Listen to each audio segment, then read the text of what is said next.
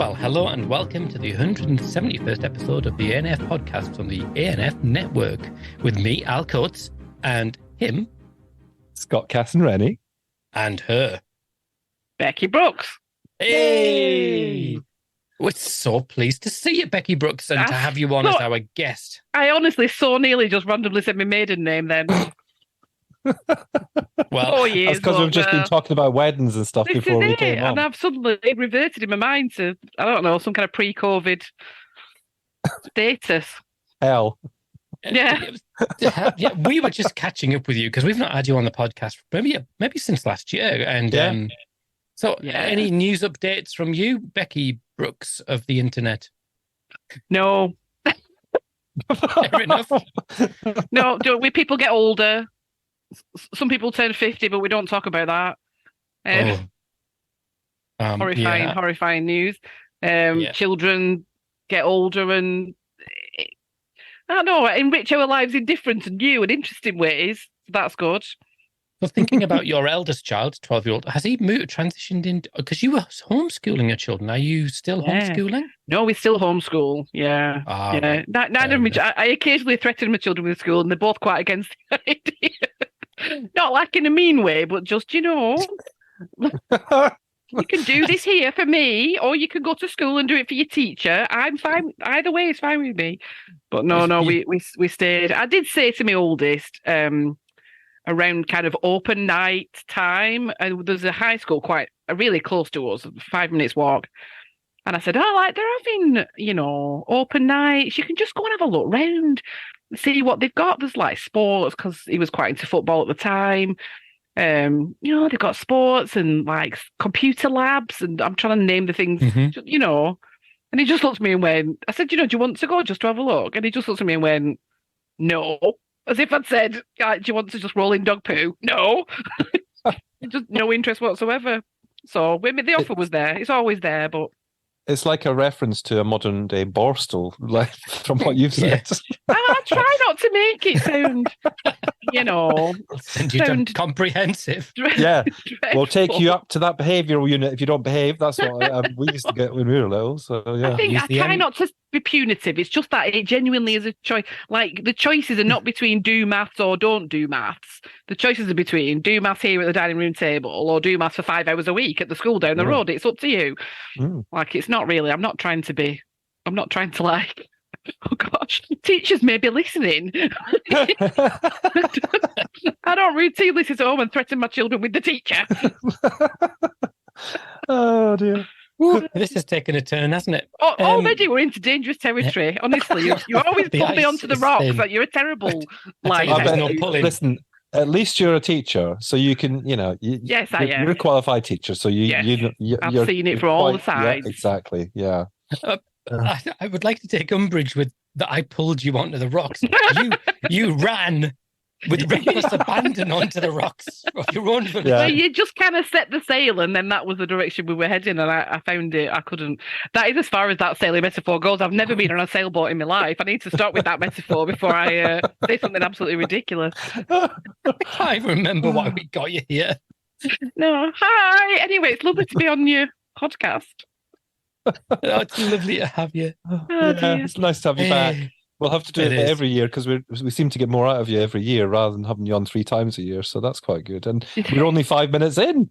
Yeah. 5 minutes in and controversy abounds already. Yeah. Talking points. Twitter. Oh, have you on? Do you want to talk about Twitter, Becky? We're quite happy to talk about Twitter if you want to talk about Twitter. But I'm feeling probably not a good idea. It's not called Twitter anymore. We can't talk about it, can we? It's called. I'm just going to send a few things. Oh well, I mean, even things like that. I'm in a quandary at the minute about do we change stuff on our website to match the branding of Twitter of X, or do we just leave it as is so that people know what it is? Or I know, right? I don't know. Right. Who do I speak to about this sort of stuff? I don't know. On my mind. This is kind of a tragedy, but more than once when the new X appeared at the top of the screen, I clicked it to try and close the screen because it's an X. And then was like, because I'm looking at my profile page and couldn't understand how have I got here? Yeah. I mean, I reached, not to harp on about being 50, which I it turns out I have an enormous tendency to do, and will probably do multiple more times during the course of the evening. But I think I've reached the age of peak tech. I don't, we've just got an air fryer, and I'm just like, oh, it's got about 87 buttons on it, and none of them are buttons. They're just lights, and you have to, put your glasses on. No. Can I just say, I had an air fryer. We upgraded our air fryer. This is just podcast heaven for Al, isn't it? He's just this is gold. The air fryers, yeah. And we upgraded our air fryer, and I'm now in that position. As again, it's all new. It's all new layout, and my eyesight has gone terrible. So I have my glasses on for like seeing in the distance, and then I've got the air fryer and I've got them on my head like that, trying to see which button is I've got to press. You're veering dangerously close towards the land of the varifocal. Apparently so. So. Your listeners can't see this, but I am. Well, I'm putting on my second pair of glasses, which are varifocals. I had my eyes tested in May, and she said, you're doing really well for your age, because apparently 46, 47 is the time where you descend into that old age thing. Yeah. The post-50s people. They gave me reading glasses when I was about 42, when I was like, reading glasses? In addition to me seeing things far away glasses. And she was like, well, what do you expect? You're over 40. No, not this, clearly. And then the next time I went, it was, hey, do you know your glasses? They now cost 4 times as much. Yeah. And everything at the side is blurred. So that's a big improvement. But I got the varifocals, and they've got 3 prescriptions, one for seeing far away, one for seeing the computer and music, because I'm a musician and the music's quite far away, and one for reading things that are close to you. And the computer ones are useless. The computer part of it, you can see the central circle of the computer screen beautifully, and the rest of the screen is completely blurred. I can't use it, so I've still got 2 glasses. So you're painting a real picture of you beavering away through the adoption barometer data. Yeah, this is why these are my barometer glasses. I'm wearing them now. Your barometer glasses. Maybe you should talk to AUK about getting you maybe a budget for spectacles. For barometer glasses. Yeah, well, that was me trying desperately to segue from the mundane life of middle-aged people. Would you like to focus on the actual content of the barometer that you've brought me here to talk about? Well, I suppose that we should do that, shouldn't we, Scott? But I wanted to set the scene before we got to the barometer. Firstly, how's all? Well, I mean, Scott, you're being very quiet, but please join in with your questions. So, firstly, what's it been like? It's been quite a year where you went for almost a whole year without a CEO. So, were you just left alone in your barometer cupboard? No. So just get on with it. Where's Becky? She's in a barometer cupboard. She's no, not really. Well, I mean, and I think I've been on the podcast before, and we've talked about things at Adoption UK before, and you've asked me various questions about changes at the top. And I can only say what I always would say, which is I am so far down the food chain and so far away from the actual office that I don't know, it all kind of happens in another place for me. I just keep going to work and doing my thing. Well, and when I say going to work, I mean coming downstairs and sitting at the dining room table, doing my thing, writing the barometer and all of that. And it's kind of, it's the 5th one this year. So it's quite, I know. Yeah. It's got quite a rhythm to it of what we do. So I finalised the questionnaire in like October, early November. So it starts. So I'm about to start again on next year's, to be honest. And I can't remember when all the changes happened, to be honest, because if it's not demarcated by before COVID or after COVID, I'm incapable of remembering when, like, the timeline of things that took place.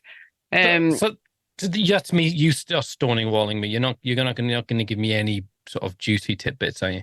But and I never know any. I can't bring the goss. I just don't have. Do you know what? It depends on who you are and what you do and how many people you have on the inside and stuff. But yeah, it was after. I'm just trying to see now. So it all started to change. Sorry, I should have actually looked it up before I started talking about it. You could make notes. Yeah, some of us did. I told you already. I don't know which flipping podcast I'm doing these days.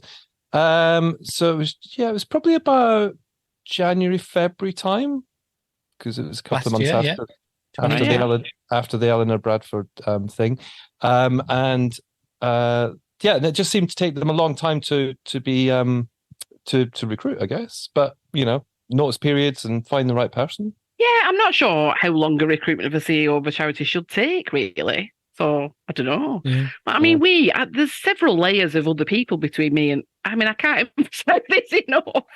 I do come out occasionally to speak in public about various things, but there's several layers. So, like for me, my manager is still my manager. That's not changed. Nothing's changed there. And the team that does a barometer is the same team that does a barometer, so nothing's changed there.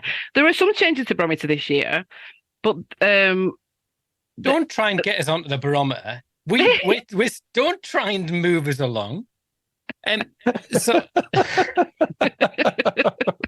I'm trying to manage you. Are you feeling managed? No, and you also have to remember. You also have to remember, Al and I have a what is it? Is it 2019? I left, so we're still in 2019. Oh yeah, Adoption UK, where everything was very different. Yeah. There was fewer staff, there was less funding, all that sort of stuff. So in our heads, it's still got less than 50 staff, but it's not. I don't know. I don't know how many staff there are. Oh, come on, Becky. Why would I know have you that? been Why on would I media even training? care? No. You're not media, you're guys. Well, that's true. Does Adoption UK know you're even here? Yes, actually, as it happens, I have managed to achieve that feat of whatever. You're asking me if there have been changes. Yes, there have been changes. I think most notably, the most notable changes are probably the increase from admittedly not very high starting point of adoptees all across the organisation, from the trustees and right across in lots of different areas. And I think that's probably the biggest change that you would notice since your time, Scott. That and I think people are aware of that in general. That kind of shift in focus, absolutely, and like a determined effort to make sure that all these different voices are at the table at all the different levels, because I think, well, you can employ somebody and go, we've got them, but really, unless people are there from trustee level right across, it's not really meaningful. So that's a weird thing, because sometimes there'll be questions raised about, well, how many adoptees does Adoption UK? Well, I mean, really, I don't know, because I actually don't know the adoptive status of every individual that works at the organisation. So, it's not always information to just be shared willy-nilly, is it really? Yeah, it would be a bit weird, wouldn't it, if your staff badge had your status on as well? Yeah. And for some job roles, it's more immediately relevant than for other roles, isn't it? But certainly on the trustees now, I think I was in a meeting the day where someone was saying there were 3 adoptees on the trustees, and they were looking to increase that number. So, that obviously changes the conversations that are being had and the viewpoints that are being brought. So that this is good, and it makes us all look at everything we're doing. And so when I say there are changes in the barometer, some of that's reflected in the barometer now, and I think it's a positive step forward, isn't it, really? So yeah. And I mean, we have to bear in mind that Adoption UK was started out as supporting adoptive parents, and it was started as a parent support group. Exactly, and it didn't really. I mean, there was no intent. Well, I don't know. Maybe there was eventually to go down that route of supporting adoptees, but it certainly just seemed to happen naturally, a natural progression. It wasn't somebody stood up. I'm talking about my time. Nobody stood up and went, "We can make a fortune out of supporting adoptees. Let's go and do that." Because actually, no, there was no money in it at all. So. But I think actually. Well, I mean, I don't know if I've been there 6 years ish, so I can't speak to the history. And like I say, I am at officer level, so I'm not privy to any deep conversations. But it feels that certainly in the time that I've been there, Adoption UK has had more and more of a focus on policy change and advocacy for policy change. And I think as soon as you start to get into that, once you start leaving the arena of we're providing supportive. Not leaving that arena, but adding to that arena of support for parents and support for families, and you start to advocate for real policy changes, you can't ignore the multitude of perspectives then, can you? Because policy change as is rightly said, policy change that impacts adopted children now, those adopted children will one day be adult adoptees. Yeah. So policy change has a lifelong impact, just like adoption has a lifelong impact. You can't really. So I think it immediately starts to make you have to have a broader perspective on the work that you're doing. And it takes a long time to turn a battleship. You know what I mean? These changes of direction can be slow in coming. Yeah. And I think sometimes that's kind of a right approach. Because what you really don't want is knee-jerk reactions of, oh my goodness, we need to do something about this, and then just thinking that anything is something, and so that will be fine. That's not good enough for people, is it? If people, particularly if there are communities that feel underserved, and let's be honest, ignored, not just by adoption but whole scale, you can't serve those communities without listening to those communities. You can't just make something up and say, all right, we'll do this then. It's got to be rooted in the community themselves, haven't they? So change takes time, but change is definitely occurring, and I think that had begun before, to be honest, but will be continued now by Emily. Mm-hmm. So excellent. No, I mean, I think that feel like it? Yeah. The thing is, we had Emily on not that long ago. You could have asked her. You ask her all these questions. Well, what goes on at board meetings and stuff? I'm just typing away at my dining room table. Yeah, I can imagine it, like Emily getting there on the first day and they're going, this is so-and-so and they do this, and this is so-and-so, they're in charge of the pencils, and then this is, and then they go around everyone, and then they go, and then there's Becky, and she's with her spreadsheets and her glasses, and she does what she does, and that's how it is. It is a bit like that, because every time a new person comes to work for us, they say, well, we'll set up some meetings, so you can get to know, and they'll go, this is Becky, she's the education policy advisor, and number one, no one knows what that means, really. Excellent. Well, I mean, including me, mainly me. Because as I think I've said before, when your job is teacher, everyone knows what that is, right? But now I've moved into like office world, and everyone's got job titles that mean absolutely nothing to me. And then, and then we'll say, right, so I'm the education policy advisor, and what I do is, and then say a lot of things that don't sound a lot like education policy advisor. Well, yeah.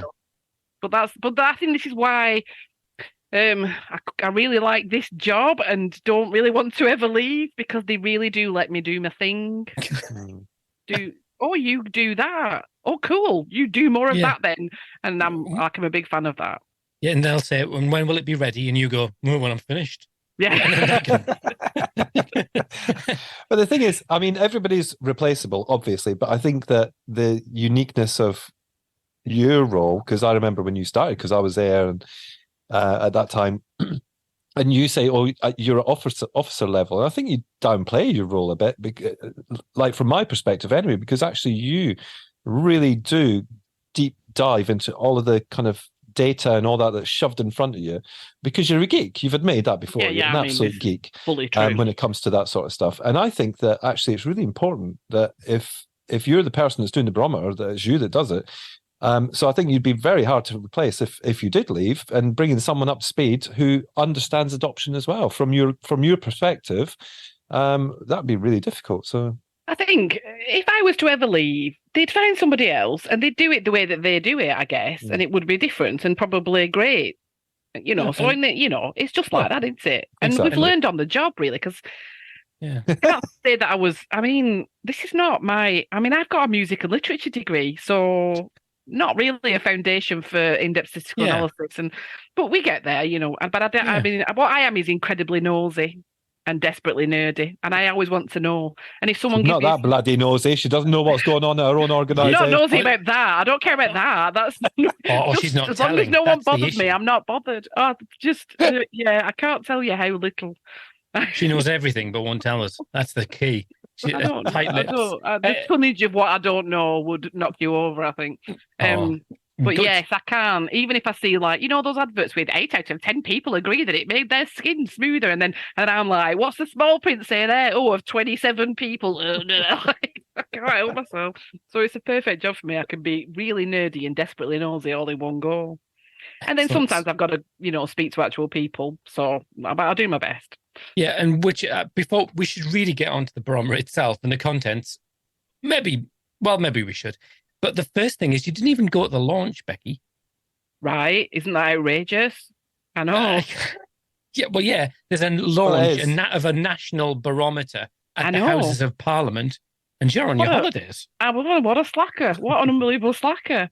Well, what happened there was, if I'm being totally honest, that... she found out I was going, so she went, right, I'm on holiday that week. I was like, I don't want to see that.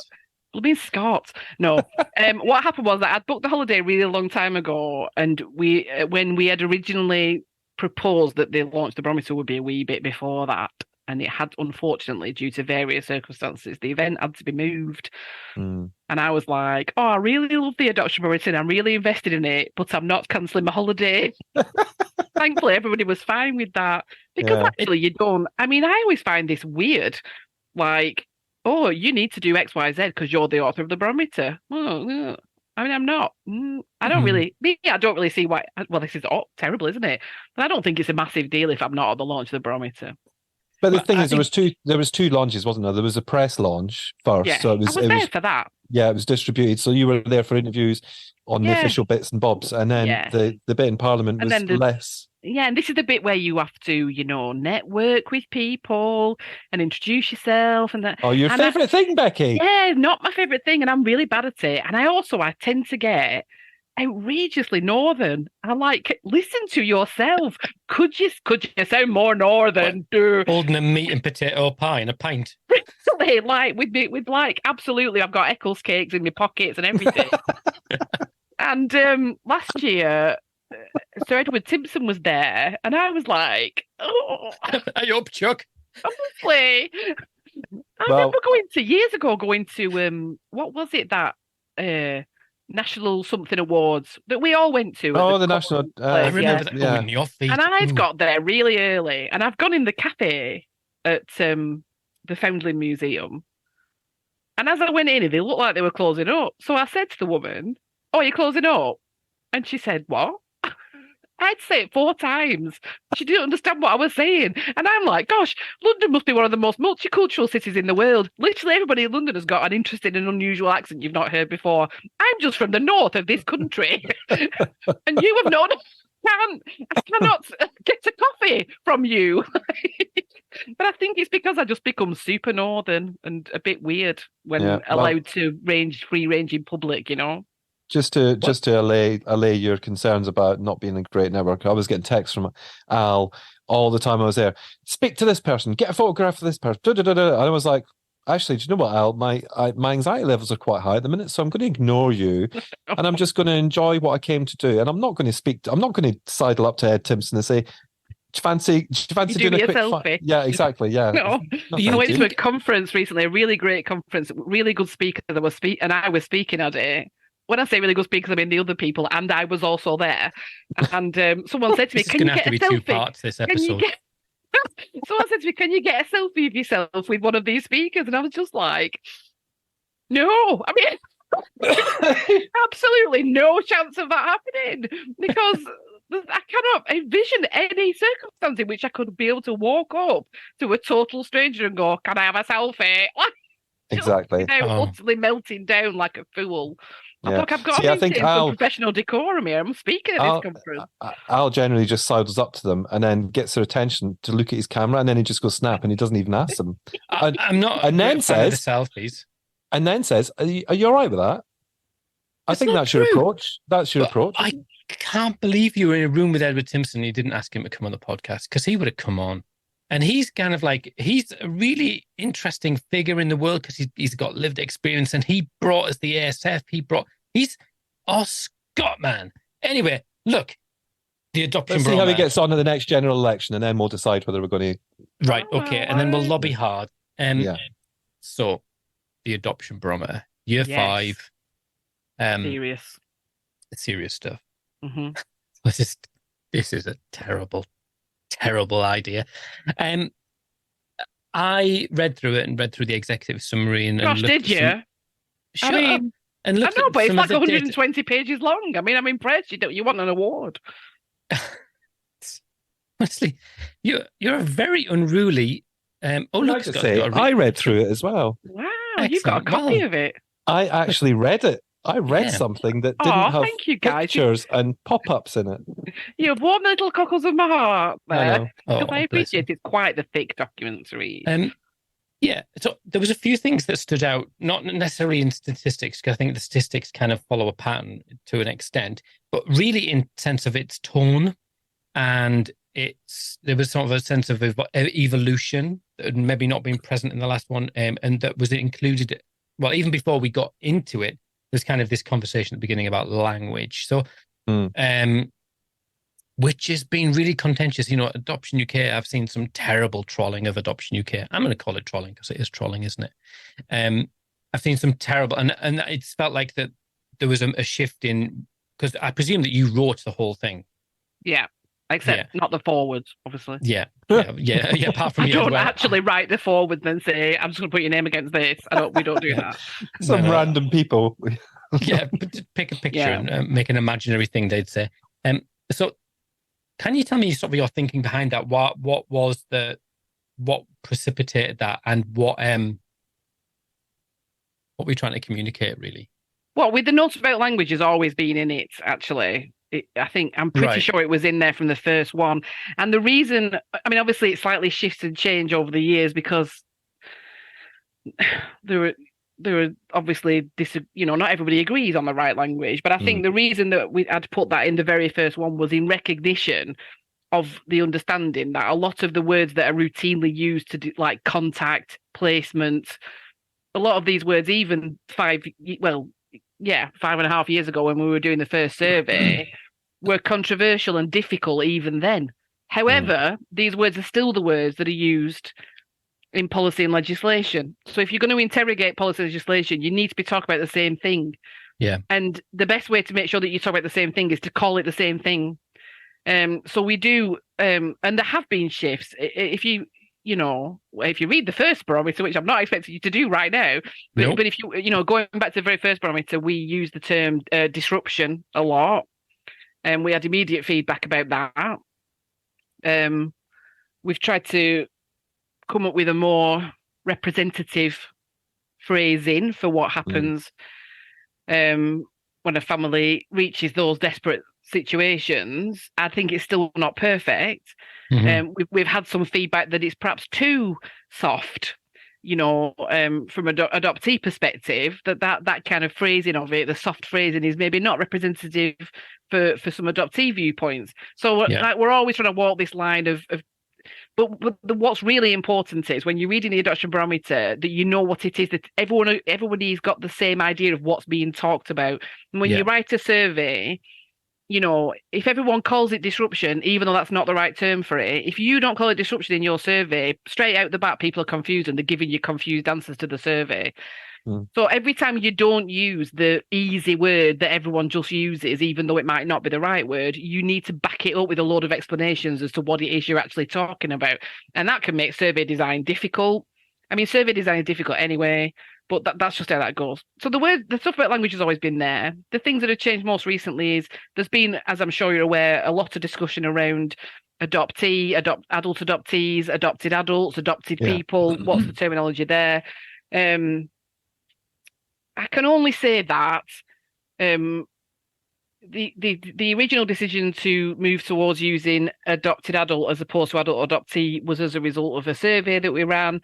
The results were fairly close. It wasn't really ultra decisive, but adopted adult did come out.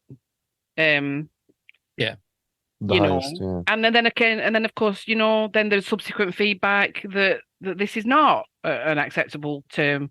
Or the right term to be using. So, there just needs to, I think what I'm trying to achieve there is clarity about why we're doing what we're doing. Yeah. Even if you, in the end, massively don't agree with it, at least it's come out as, you can see that it's come as we've put some thought into it. You've got a clear rationale, haven't you? Yeah, because I think people would be shocked, actually. I think people would be surprised if they really saw how long I really do spend trying to articulate some of these complicated ideas in a way that is sensitive. I'm almost certain not going to get that right on every occasion, Yeah. perhaps not even on most occasions. I mean, we just do our best. But these are certainly not things that are written down without thought.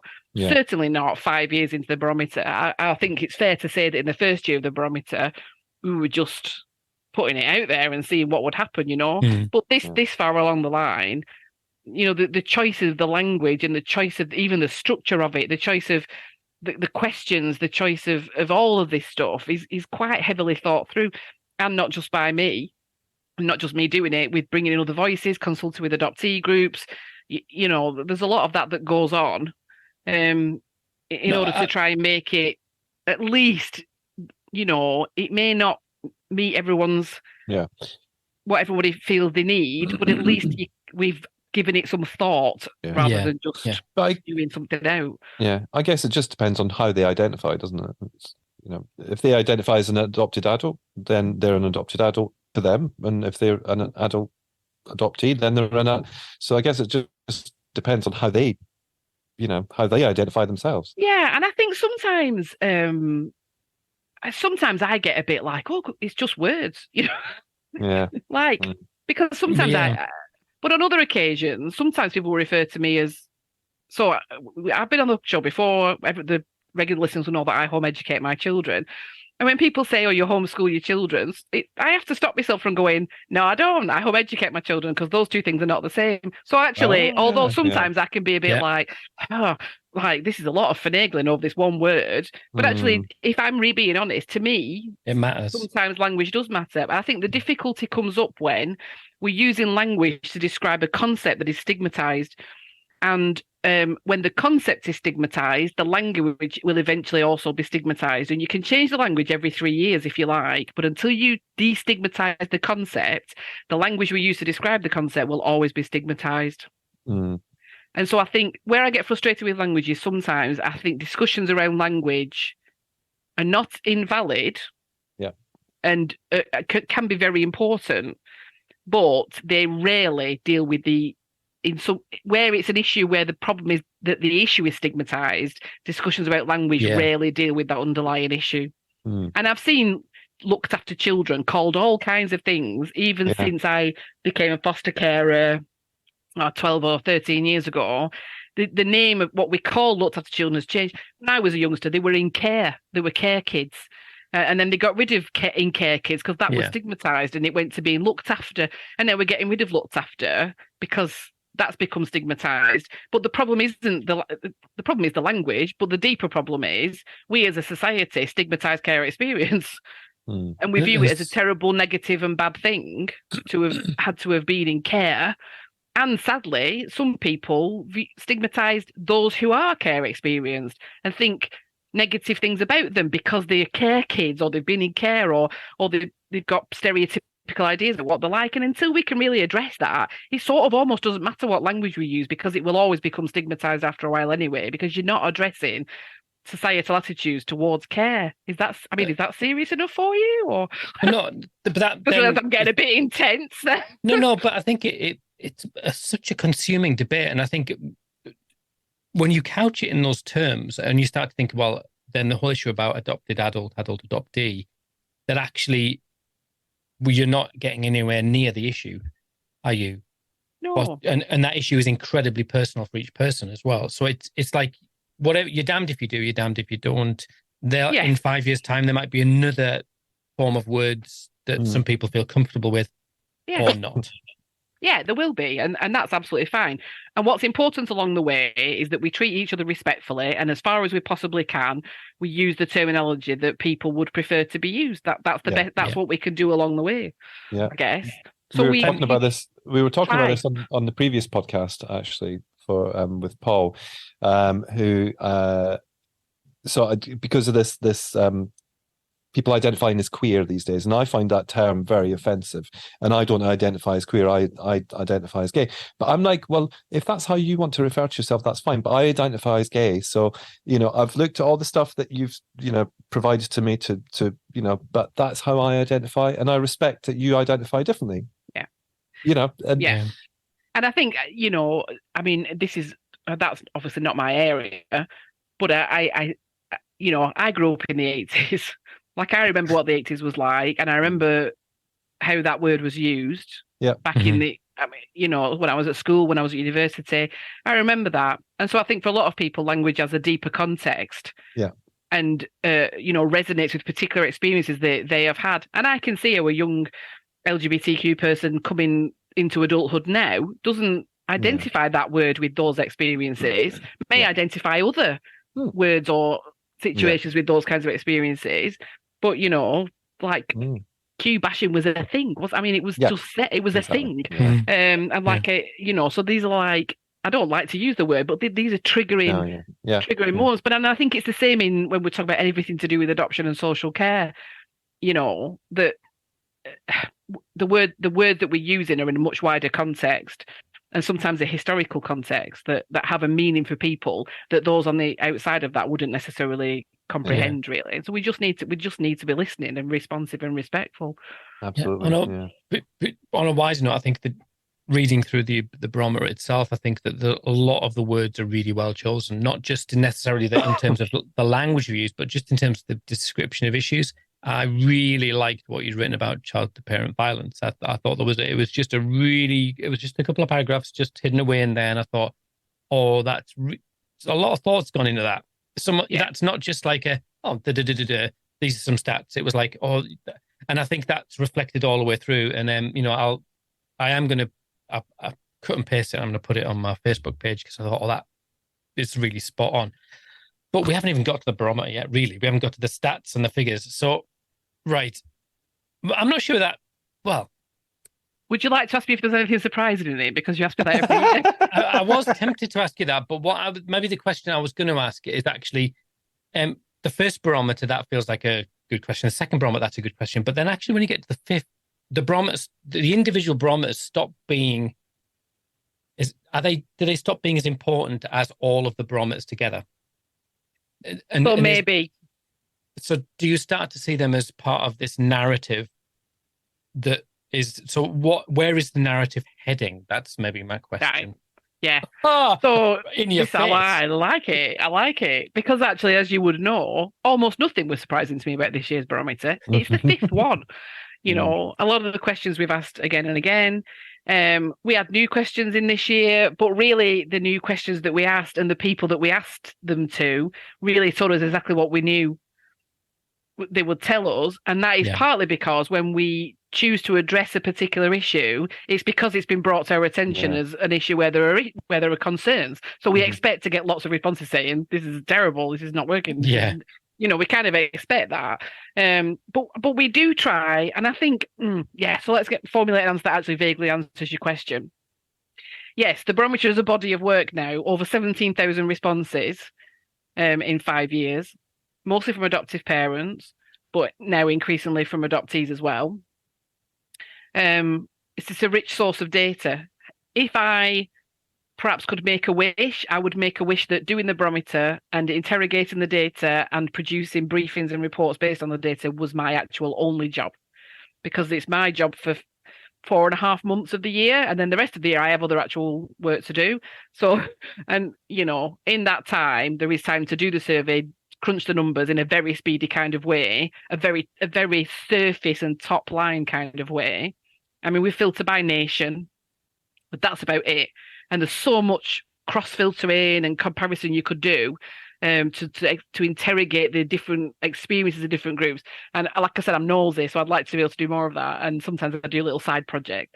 But this is why this year, when it came to what we were going to look at in depth, so every year we pick this one topic to study in depth, FASD, we did education, we did contact.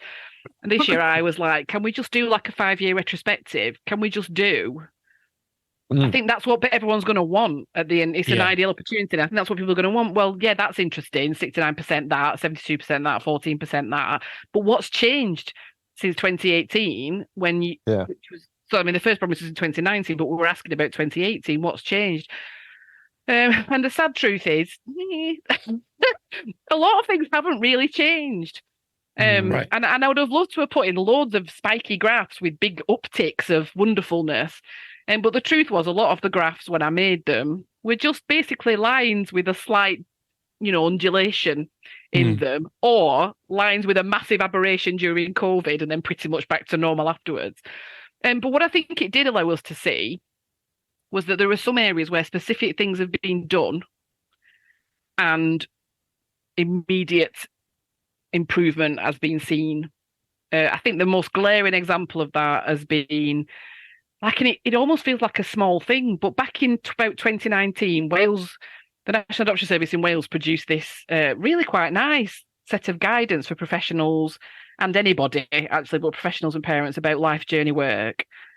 They're good materials. And then immediately after that, everyone in Wales was really happy with the life journey work all of a sudden. It shot up by like nearly 20 percentage points. Right. You know, and I think obviously Wales is it's 5 point something million people. It's got this national service, so it can bring in these wholesale guidance and changes within its networks in that way. I think in England, you'd be looking at doing that at a regional adoption agency level. Yeah. I mean, obviously there'll be national guidance, but I think in terms of driving real change, you'd probably be looking to do that at regional adoption agency level. Now, I don't spend a lot of time speaking to REA leaders because, junior, right? But what I do sometimes see is that I do occasionally get somebody from an RAA contact me and say, "Do you have any data on X? Because we're looking to improve Y." And if you've got any barometer data on that can help us as we research this issue and try to improve it, that'd be really helpful. And I always provide it because I would like to see things improved. And what that tells me is that in pockets around the country, various people are looking at improvements, and I think it's a shame almost that we can't get down on a more regional level to see what's happening in that RAA or that RAA to see whether the issues have been what the issues are and what's been addressed, because an aggregate picture for England or the UK is masking really a huge variation probably in the quality of what's being done. Where do we see the barometer going? You were kind of asking that question, weren't you, really? Yeah. We're having, I think it's probably okay to say that we're having ongoing conversations about what we think the barometer should be looking like in future. It's an enormous document. It's not too big a document for us to do, but it's quite a big document for people to read, if I'm being really honest. Yeah.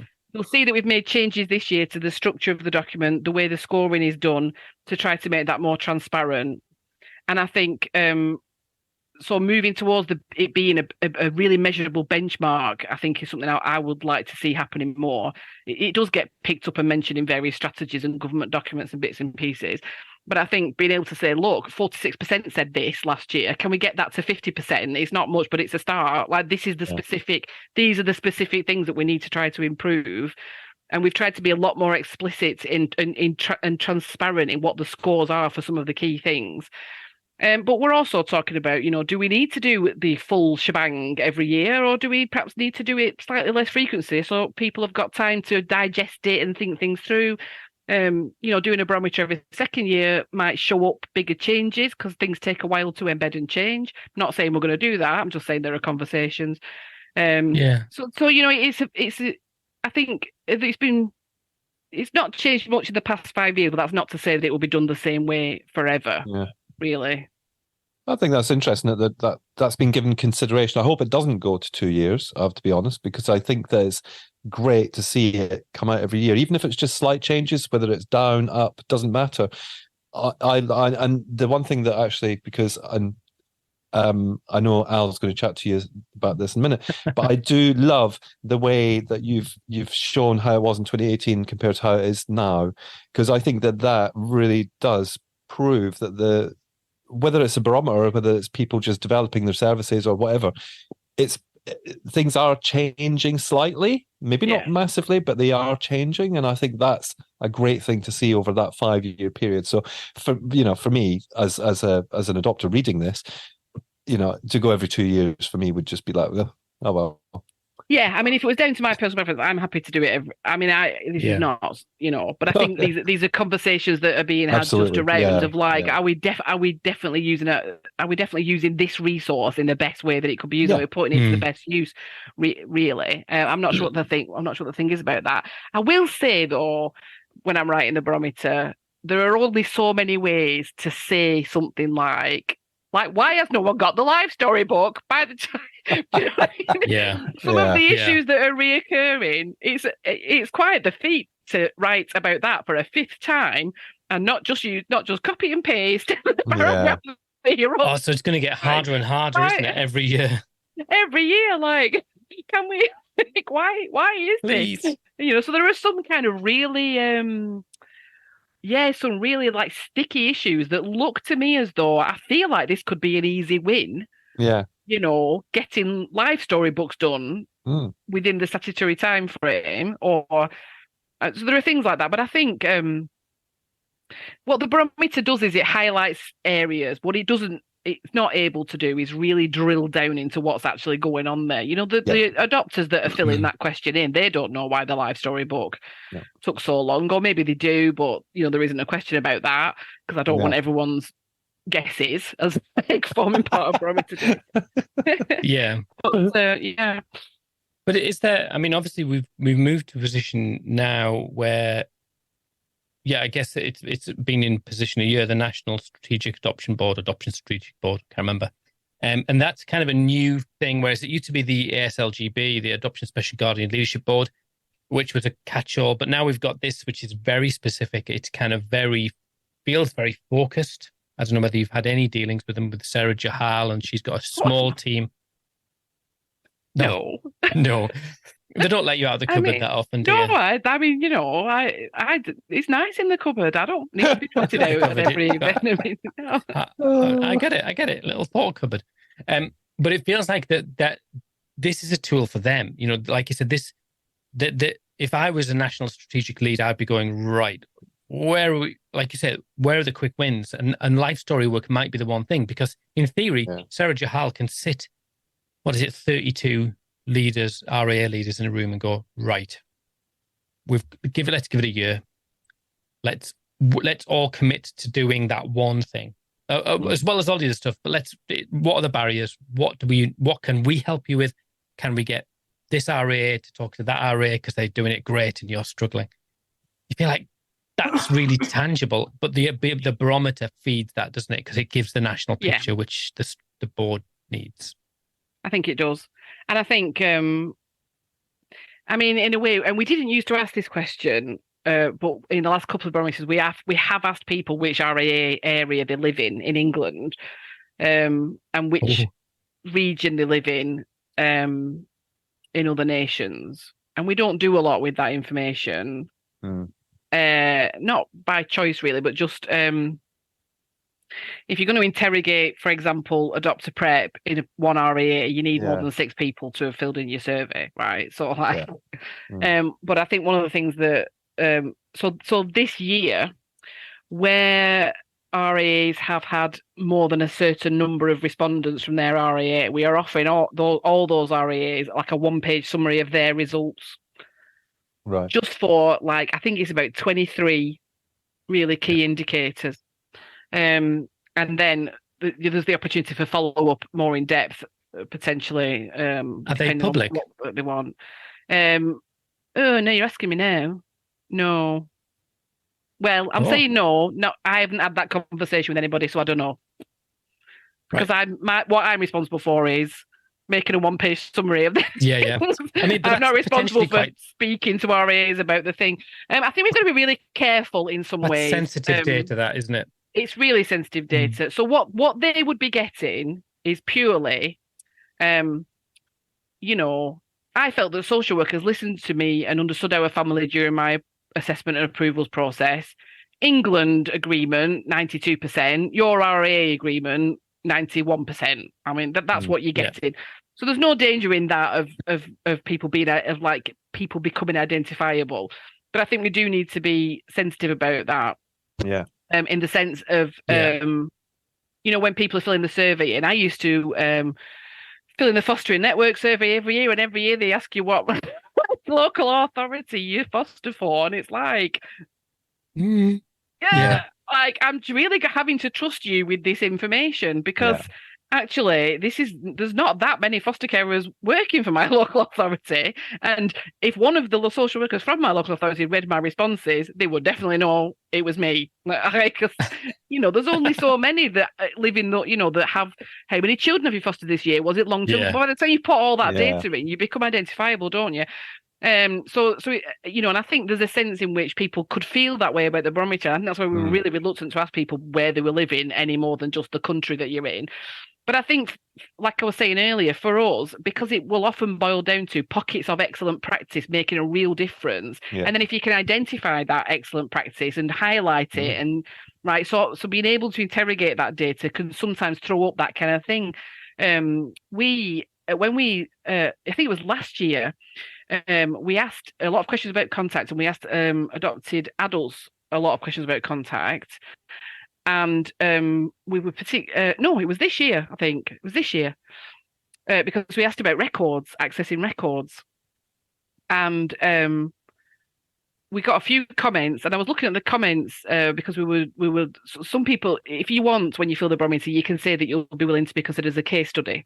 And so we were looking for case studies on this, and I was looking through the comments that have been given. And of course, if you say you want to be a case study, you'll give some contact details so I can see where you, like, what part of the country you're from. And it was interesting, and I'm not going to say where, but there were not a lot of positive comments of people's experiences of accessing their records, but there were 5 really positive ones, and 4 of them were from the same place. Now, that's not guaranteed that they all access their records through the same place, because they may have, but straight away to me, I'm like, what are they doing there? Are they doing something there that is making these people's experience of this, frankly, car crash situation, when you look at actually the data, so much better, apparently, than elsewhere? Now, it's too small a sample size for us to do anything with that. But it to me, it raises all these kinds of questions. If you can get in, even if you don't publish that, even if you don't make public what you've seen, it can help you to spur further investigation into what is going right. And when we can identify what is going right, and then we can roll it out for more people, then hopefully more people get the benefit of that. But I suspect that, I mean, really, that's probably what the group whose acronym I can't remember that you were just talking about, it's probably what they're doing, right? Because, like, you'd think, I think that's what they're probably doing, she said confidently. Well, one would hope. I think they are. Yeah, I think that's the basic deal of that, isn't it? Yeah. Yeah, I feel like they are a pretty switched on group, much more task focused and sort of much more practice based than what was before, which was a bit of a catch all. And I think it was probably always meant to be. Yeah, it was always meant to be temporary. I think the ASLGB. I think so. Anyway. Yeah. Cool. So I really liked the uppy downy thing as well, but I have a slight problem with it being colorblind. That it made me go funny. I got a slight level of anxiety looking at it, because it's doing the red, green, amber thing, isn't it? Is it? Yeah. It's not very accessible, is it? Is it not very accessible for you? Green and amber are the same color to me. 1 in 12 men, apparently, Becky. 1 in 12 men. I mean, that's really not very inclusive of me, is it? Sorry. No. Apologies. No, it's fine. But what I mean, I don't think they've always been red, green, and amber, have they? I feel like that was a slight change for this year. I think some of them used to be grey. Yeah. Anyway, that's really something to bear in mind. Gosh, I feel quite mortified all of us are told off. What is odd? I mean, you can't make it. I mean, I totally get it, and all of it. So in terms of colours and things, so don't do purples and blues. But we'll not get into it because I can't tell. I'm red, green, colourblind. There's different versions of the colourblind. But so just anyway, note to self, note to the inclusion team. Yeah, they'll come and get you in the cupboard, won't they? Yeah. There's a book on colour. Apparently, he spent 15 minutes before you came in telling me all about it. Yeah, there's a book on colour. To be fair, they tend not to leave the design up to me, because I have, all the design acumen of the slug. To be honest, I used to just ignore it, but I used to go to the DFE and they'd have these incredibly complicated.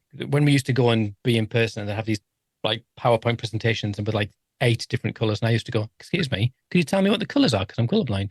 And everyone would go, You could see it. And it was just a bit of, it wasn't mischief. It was just a bit of like, I have no idea what's going on. I'm just guessing. It's solid. No, honestly, you're absolutely right. We should have a chat, probably not live on air. No. About, straight from the horse's mouth, something that would help with that. that. I was very surprised earlier when he was telling me about it, because I've always gone, oh, you're colorblind, not thought any more about it. When he told me his coffee is the same color as garden peas, green, so he drinks green coffee in his eyes. But to him, it doesn't like, to me, I wouldn't drink green coffee, because that would be like, oh, why is my coffee green? Well, that's just the color of your coffee, isn't it? Yeah, exactly. So I think that's quite a...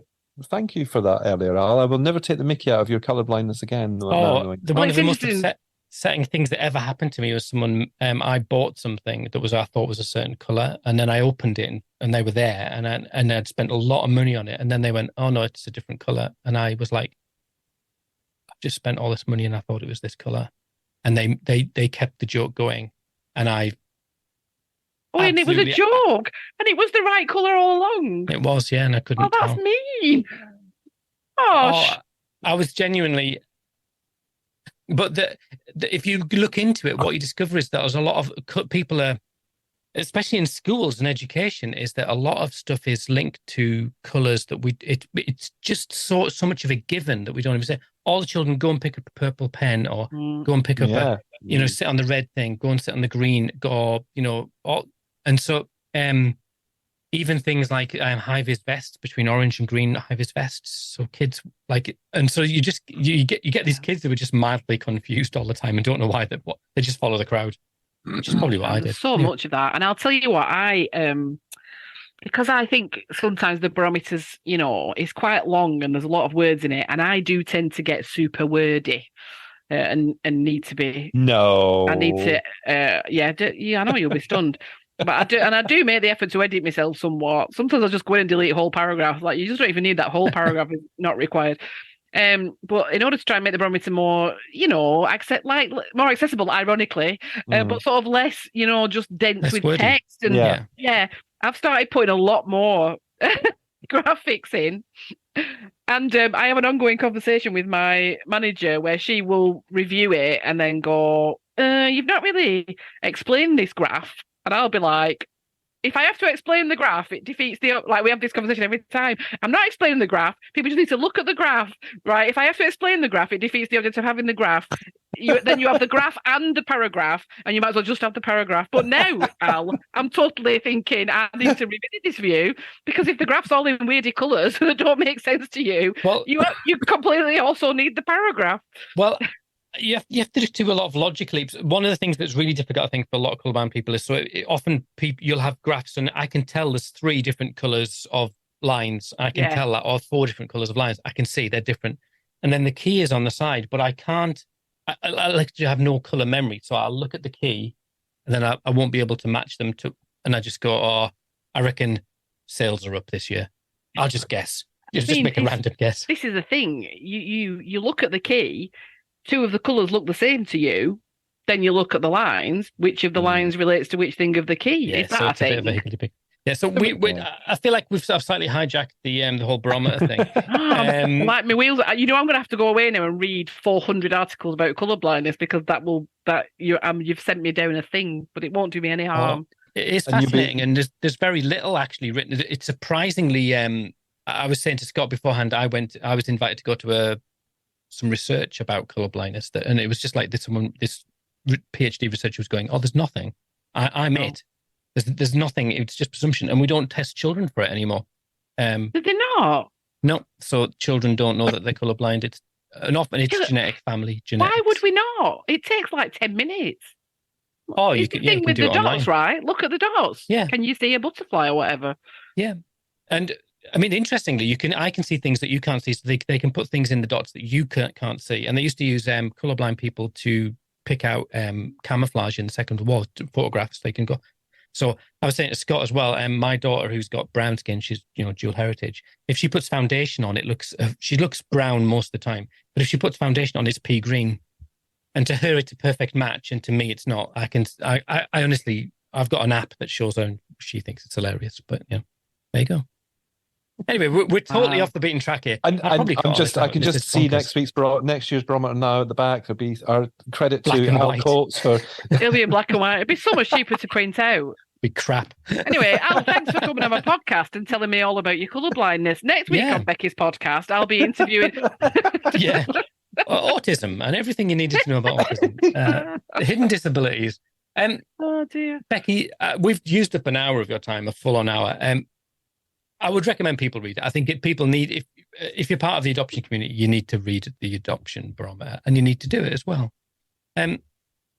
So do you get this period now where you just kind of chill out for a bit? Do you write it and then lay down in your cupboard and take a big breath and then...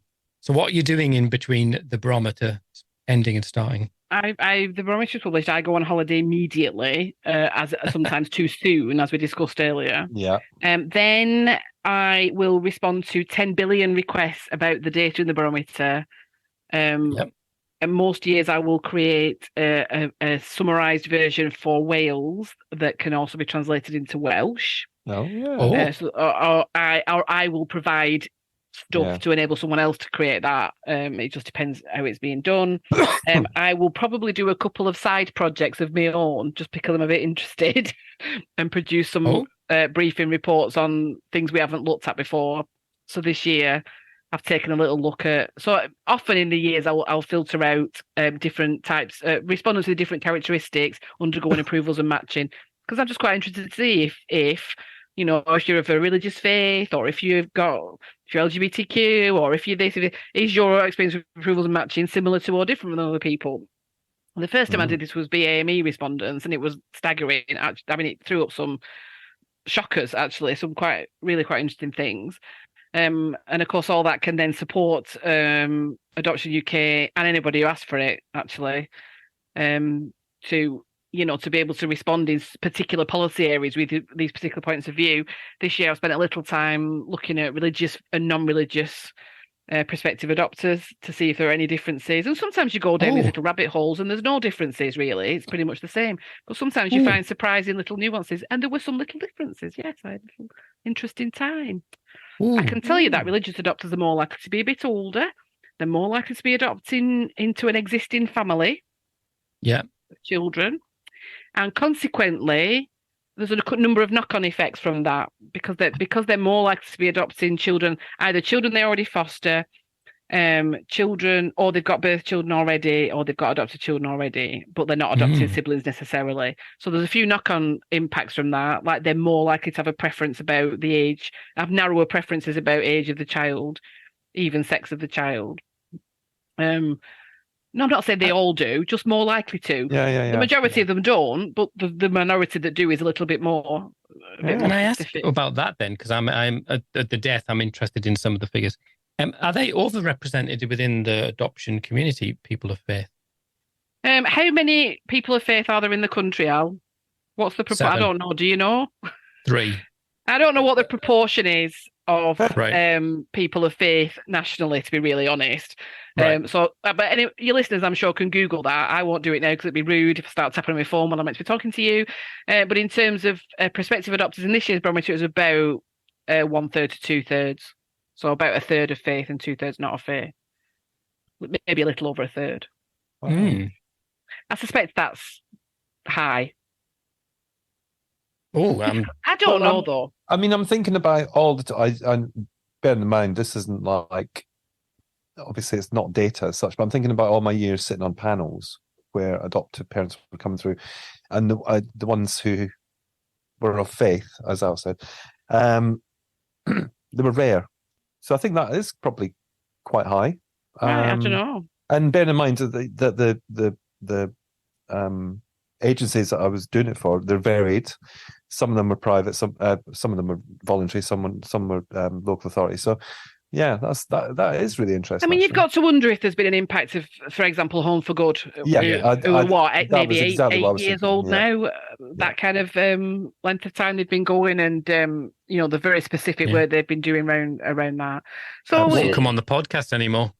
Oh, did you? Were you rude? No, I don't know. I started to respond to their emails on Friday evenings when they say, "Hi, Al," and how's your weekend going to be? And I was going, oh, they're asking me a question. And then after that, they refused to come on the podcast. Or it was just, there was diary clashes that went on for about 6 years. But well, not everybody can be so amazing on the podcast as me. Also, you are top draw. You are top draw. When I adopted in 1999, first time round, I was told that a third of adopters are people of faith, and that, I don't know where that figure came from, but that was just what someone told me. I think there's a very whole interesting thing goes on around motivations to adopt. And I think there is a difference in motivations to adopt between. It's not massive, but there are little differences. But I'd like to do that. I'd like to do that statistical analysis over all 5 years of the Barometer to get a more valid.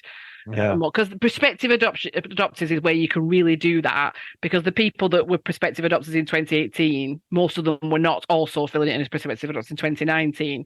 So you've got a much better chance of getting unique data. But anyway, that's not really what you asked me. But I do spend some of my time doing that. I like to speak. I speak at a fair number of conferences. I do an awful lot of reading documents that the DFE have sent about education at 5:30 on a Friday night just before the holidays, and trying to tell parents about it. There's a whole area of like a strategic approach to trying to see real change in education that I'm heavily involved in. Adoption UK's work, and can tell you nothing about it, but we're just working on a forthcoming sort of policy campaign. Mini campaign about related to education, mainly probably asking for a lot of the things that we're always asking for, because really until we see the changes that we think, until families see the changes that they have said will make a massive difference for them, we can do nothing but keep asking for those same changes particularly around education, which is obviously the area that I'm most involved with. So I'm just writing a little report. Currently, I'm looking at everything we've got in the Barometer over the past 5 years about absence, all kinds of absence from school amid a climate. I thought you said absinthe. I was like, how the hell are you going to absinthe? No, I'm nosy, but I'm not that nosy. I don't. Just say, can you track the adoption rates with absinthe sales? So I'm spending a little time now, just now, looking at issues around persistent absence, issues around barriers to school attendance, and looking at what adoptive families have been telling us about this over all these years. But I think really you'd be surprised, but I've already had, I think, 3 meetings now that are basically about next year's Barometer. That kind of start off as being meetings about last year's one, but end up being meetings about the next year's one. So it's always in progress with the Barometer. And I do other things, there's always a government consultation you can be responding to, when there's always a thing that the DFE have said that you need to tell people about, and there's always like materials on our website to be updated and training resources to be created and stuff like that. But my Barometer is like an annual cycle now, and pretty much as soon as the last one ends, the next one begins, really. But I could make it a full-time job, Barometer. I was going to say, you literally probably couldn't you? But, that wouldn't really be, pulling your weight around the organisation, I guess, if you're just doing that. I've got to write those downloadables about People Premium Plus. It's got to be done. Yeah, exactly. But I'm guessing as well that you're going to have, the team that you're part of and yourself, because you do all this analysis and read and all that sort of stuff. I guess that soon general elections coming. Oh yeah, that's right. Not too far away. Right. And if I understood what my job title was, I would probably be doing a lot more stuff about that. Exactly. That's what I was just thinking.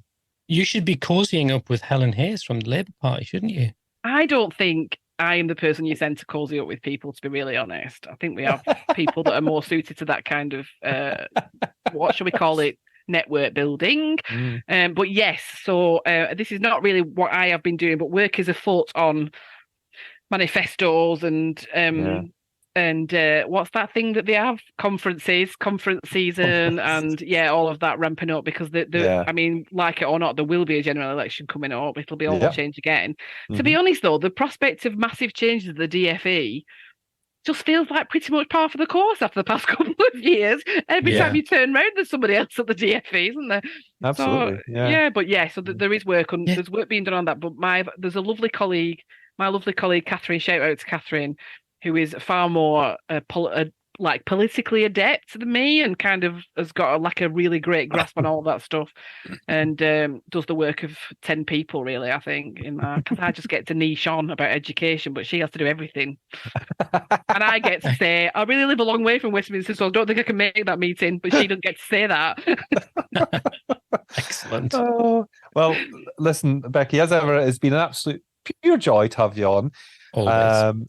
It has been a year since you were on, and well, actually, it's been over a year because we interviewed you not long after the Barometer release last year, yeah, it's been a strange old time for everybody, I guess. But yeah, thanks for coming on and thanks for sharing. Yeah.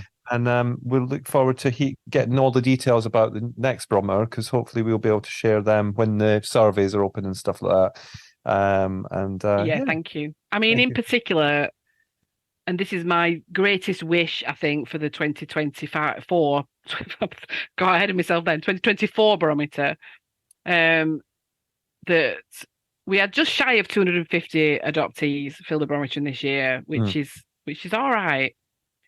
I would like to triple that. Yeah. I know it's difficult. I know the relationship's not always been there. I know this has been seen as being something for adoptive parents because historically it was something for adoptive parents. I don't know. I mean, I'm battling with the survey, which is now like a 300 question survey.